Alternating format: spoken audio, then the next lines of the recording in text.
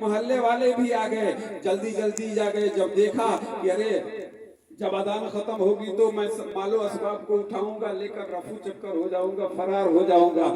लेकिन जो ही अजान खत्म करता है तो देखता क्या है कि पीछे तो हुजूम लगा हुआ है, पीछे तो लोगों का हुजूम लगा हुआ है, लोगों का हुजूम लगा हुआ है। अब सोचा अब क्या करे, कहा कि चलो अब तो अजान दे ही लिया, अपने इस रुमाल को जमीन पर बिछाता है, सुन्नत फजर की अदा करना शुरू कर देता है। और फजर की सुन्नत इसलिए अदा कर रहा था, इसलिए पढ़ रहा था कि जब हम सुन्नत पढ़ने में लग जाएंगे तो ये लोग फरार हो जाएंगे, तो मान लेके हम रफू चक्कर हो जाएंगे। इस गरज से सुन्नत पढ़ रहा था।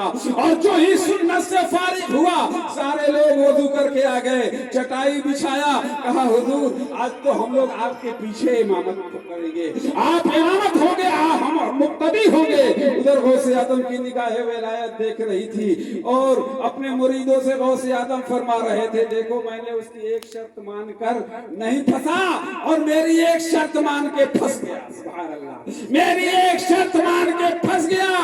अब तो इमामत की बारी आ गई, पहले तो नमाज ही पढ़ने की बारी थी, अब तो इमाम बनने की बारी आ गई। इसलिए कि 3 दिनों में जब वो अजान देता रहा, अल्लाह को पुकारता रहा, जो सीने पे काला धब्बा लगा हुआ था जब तक मिटा नहीं, नमाज की तरफ माइल नहीं हुआ, नमाज की तरफ लौटा नहीं। और जब 3 दिनों के अंदर उसके सीने में जो काला धब्बा था खत्म हो गया, अल्लाह की जिक्र से वो सीने का दाग जब खत्म हो गया, तो अब नमाज क्या है, वो इमामत करने लगा। सुभान अल्लाह, अब इमामत करने लगा। अब देखिए लोगों ने कहा हुजूर अरे आज तो बहुत किस्मत से आप आए हैं, हम लोग आपके पीछे इमामत करेंगे, हम लोग आपके पीछे नमाज अदा करेंगे, आप हमारे इमाम होंगे।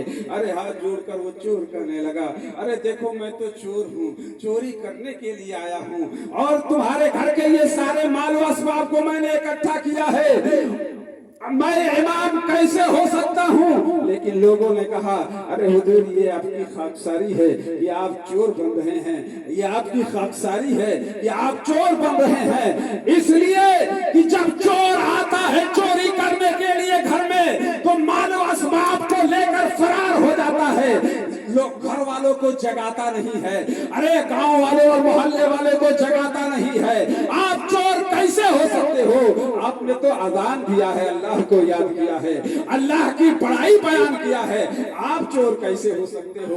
वो से आदम मुस्कुरा रहे हैं, देखो फंस गया, देखो मेरी एक शर्त मान के फंस गया।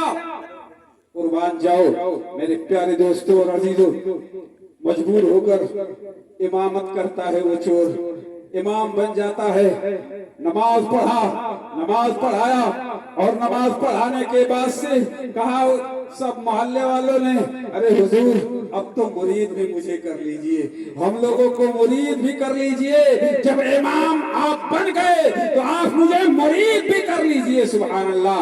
और उसने कहा अब तो ये बहुत कठिन मसला हो गया, अरे इमाम तो बन सकता हूँ लेकिन पीर कैसे बन सकता हूँ। गौसे आजम मुस्कुरा रहे हैं वहीं से कि देखो अब क्या हाल हो रहा है उसका।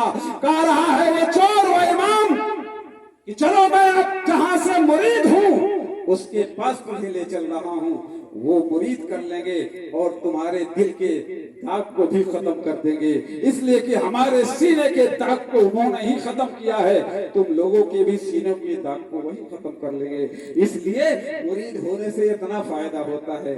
आजकल तो मुरीद इसलिए आदमी होता है चलो पीर साहब से मुरीद हो ले और दुआ कराएं कि जरा एक बिल्डिंग बनी है तो दूसरी बिल्डिंग भी तैयार हो जाए, है कि नहीं, एक गाड़ी है तो दूसरी गाड़ी तैयार हो जाए। नहीं, इसको मत सोचो, अरे पीर की बारगाह में जाओ तो पीर की खुशनुदी हासिल करने की कोशिश करो, दौलत और मालो जर को मत कोशिश करो। नारे तकबीर, नारे रिसालत, नारे रिसालत।